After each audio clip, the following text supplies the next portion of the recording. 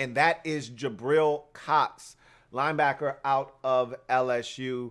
This is a guy that I'm not gonna lie to you, I was expecting a little bit more on tape from him than what I saw. I went back and I watched some tape of him at North Dakota State. He spent the first 3 years of his career there, and then transferred his final year in college to LSU. And I thought it was a great decision because more eyeballs were then on Jabril Cox at LSU, and he may have made himself a first-round pick. We'll see. But let's take a look at his card and flip this thing over and take a look at Jabril Cox. And the first thing you'll see is he's got a tremendous frame, man. His size and frame are excellent for what he's going to be asked to do, more likely than not at the next level. 6'3", 233 to be dropping over the slot. Are you kidding me? And he's got the ability to run with just about anybody. You put a shifty slot receiver, I think he's got the tools to run with that guy.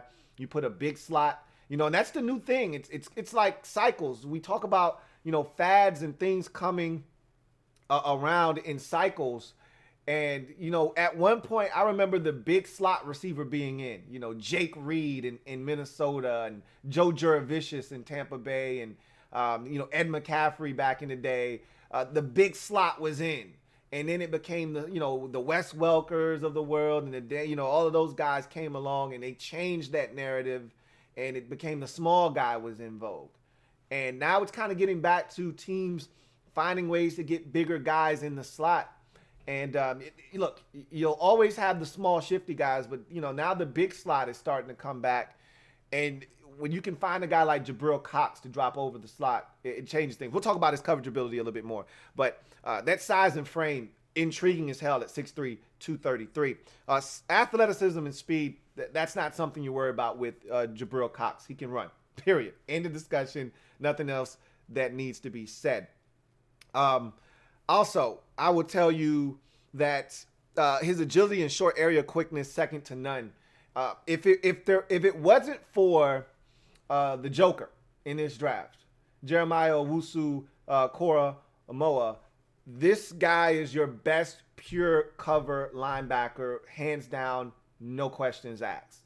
So his agility, short area quickness, ability to stop, start, change directions, run with players.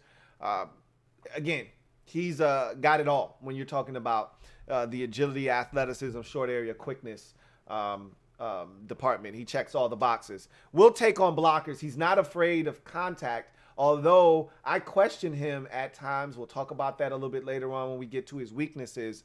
He'll take on blockers. He's not afraid. He'll mix it up with a 320-pound guard. He'll mix it up with the tight ends. He'll mix it up with the tackle. He'll mix it up. He's not afraid to take on contact. He's a quality tackler. Like, once he gets there, generally he gets guys on the ground. My problem is him getting to the guy with the ball. We'll talk about that a little bit later on. But when he does get to the guy with the ball, generally they find grass. Okay? Coverage ability to me is his redeeming quality. It's the thing that stands out above everything else. When you're talking Jabril Cox, his coverage ability sets him apart from other linebackers in this draft outside of Jeremiah Owusu-Koramoah. So his coverage ability is elite.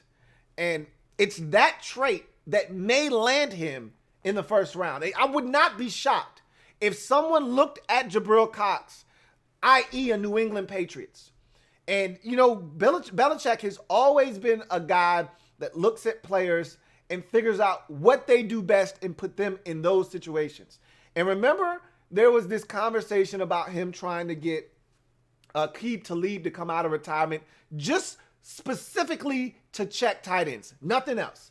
And Aqib Talib said, man, he looked at the schedule and he said, this is a hell of a list of tight ends. I'm not getting my ass whooped. He retired. This is the kind of guy that erases tight ends. Jabril Cox is the guy that you got a problem with Travis Kelce. I'm not saying he's going to completely shut him down, but he gives you the best shot.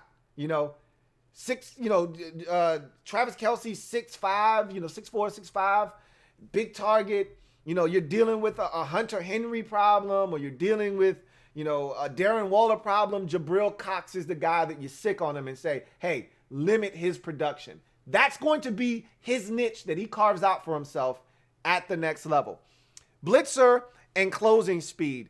He's multifaceted in the sense that this guy can get after the quarterback. You give him a clear path to take off, he will be at your quarterback's doorstep in a heartbeat, okay? He'll be ringing that doorbell, and if he opens up, you're going to get a sack, forced fumble, or something along those lines. His closing speed is ridiculous.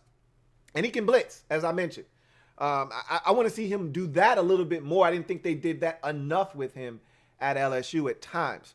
Experience. I talked about this guy playing 3 years at North Dakota State. Normally, experience isn't a big deal, but when you play on a championship caliber team like North Dakota State, he might have lost all of one game in 3 years at North Dakota State, and he might have won 3 straight championships, if I'm not mistaken, at NDSU. Then he goes to LSU. He's thinking he's going to go right into another prestigious university where they just came off of a national championship and they had a down year. But he's got tremendous experience. So he's not afraid of any situation. He's been in a bunch of them. And then durability. This is a guy that just plays. You don't worry about him getting injured. He's out there on a weekly basis. And again, your best ability in the NFL is availability. If you're not in, I don't care how talented you are, if you're never healthy, what difference does it make? Weaknesses. He gets stuck on blocks too often. All right. That is a big deal for me. When you get stuck on blocks, that means you're not making plays. You're not making tackles. And there are too many times where you watch him and he's just comfortable taking on a guy. Hey, I did my job. Took on this blocker. I took on this offensive lineman, took on this tight end, took on this fullback, did my job. All right, somebody else make the tackle. And I'm like, hey, dude, go make a play. Is a bit too passive at times for me in the run game. This is a guy, and I put his motor up there as something that I question as well. But I don't like questioning guys' motor. I don't think he's got a big motor issue as much as it is he's just selective as to when he feels like being aggressive. That's problematic for me.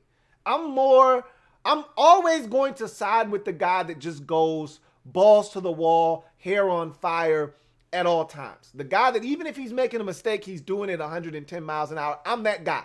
I'm that guy that's going to always say, hey, I don't care if you make a mistake, just make it going as hard as you possibly can, and we'll fix it, but I won't have a problem with it. He doesn't always give me those types of vibes. Primarily a space player only.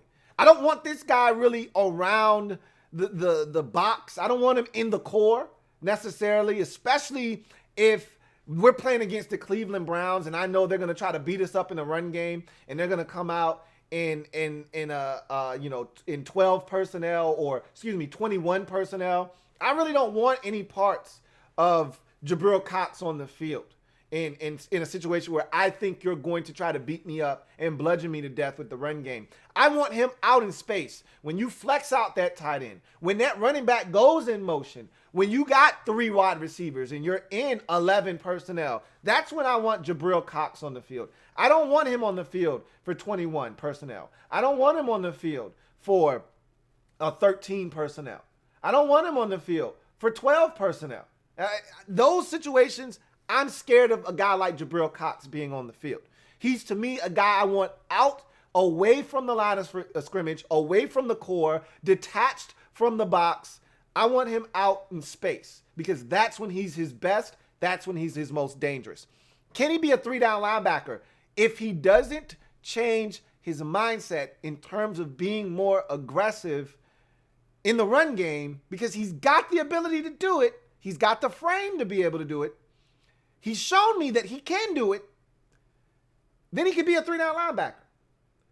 But if he is going to continue to be passive aggressive, I don't think he's got what it takes to be on the field in obvious run situations. So that's something to keep in mind. But I project this guy to be a 2nd-round pick. There's too many traits here. And again, as I mentioned at the top of his breakdown, it would not shock me if someone said Jabril Cox has exactly what we're looking for. In today's NFL, where the tight end position is becoming a big mismatch nightmare and teams are utilizing that to their advantage, a guy like Jabril Cox becomes priceless.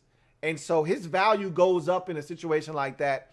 And I could easily see somebody snatching him up in the first round, but I think he's a second round pick. I don't see him getting out of the second round. He's that talented. He's that good. And he has a trait that teams covet in today's NFL. My comp for him is Zach Cunningham. I remember when Zach Cunningham was coming out of Vandy, and I said, man, this guy's long. He's angular.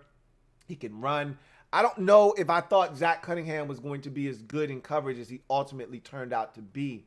But also, I question, could Zach Cunningham be a three-down linebacker? I remember having the same exact conversation. He turned into a tackling machine in the NFL.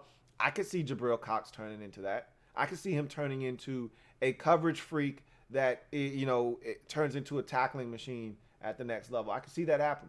I see a lot of the same qualities I saw in Zach Cunningham coming out of Vandy in Jabril Cox. So we'll see if he morphs into that kind of player or not. And another guy that came to my mind when I looked at him, because of the ability to play in pass coverage and not necessarily a guy that is great in the run, Corey Littleton. He reminds me a lot of Corey Littleton too. Tremendous coverage ability, not necessarily the greatest tackler or a guy in the run game. We'll see what happens with Jabril Cox. He's my number 6 linebacker in this draft. Louie